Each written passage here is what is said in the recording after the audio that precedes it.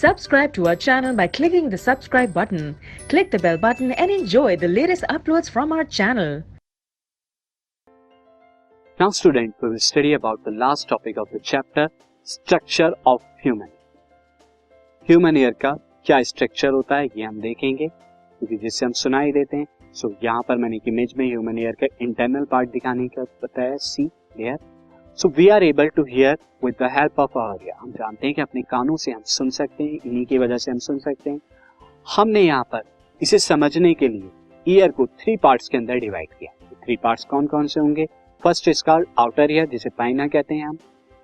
Next is it collect the sound from the surrounding. इसका काम क्या होता है? बाहर से जो भी साउंड होता है, क्योंकि मेगाफोन की तरह ये बाहर से खुला हुआ होता है, दिस, तो ये बाहर का जो पार्ट है इसे हम पाइना कहते हैं.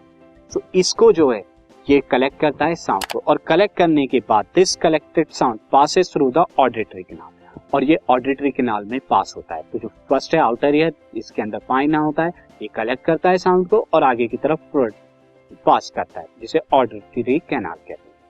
अब इस कैनाल का काम क्या होता है? At the end of the auditory canal there is a thin membrane called the ear drum. एक थिन मेम्ब्रेन होती है जिसे ईयर ड्रम कहते हैं. यहाँ पर दिस ईयर ड्रम, ये ईयर ड्रम का, जिसे हम टाइपैनिक मेम्ब्रेन भी कहते हैं, इस ईयर ड्रम को पास करते हैं. उसके बाद स्टूडेंट क्या होता है? एज यू कैन सी, तो बाहर का जो कैनाल था पाइना ने कलेक्ट किया आउटर ईयर के अंदर, और उसके बाद ये ईयर ड्रम तक जो है पहुंचा दिया गया है. ईयर ड्रम के अंदर क्या होता है? हैमर, एनविल, ये जो 3 हमारी Méliès, incus and this middle ear के अंदर organs of balance and stirrup. ये जो 3 बोन्स होती हैं, हैमर, एनविल एंड स्ट्रप, ये क्या करती हैं? वाइब्रेशन को प्रोड्यूस करती हैं और मैग्नीफाई करती हैं. यहाँ पर मैग्नीफाई करने का मतलब यहाँ पर उनकी जो है एम्पलीट्यूड को बढ़ा देती है, मॉडिफाई कर देती है, ताकि और अच्छे से साउंड सुनाई दे. और उसके बाद अंदर के पार्ट्स में चला जाता है, यानी इनर पार्ट में. तो इनर पार्ट को हम देखते हैं अभी. सी, एयर ड्रम हमारा यहाँ पे क्या करता है student? Compression of medium and refraction of medium, ये 2 प्रोसेस करता है.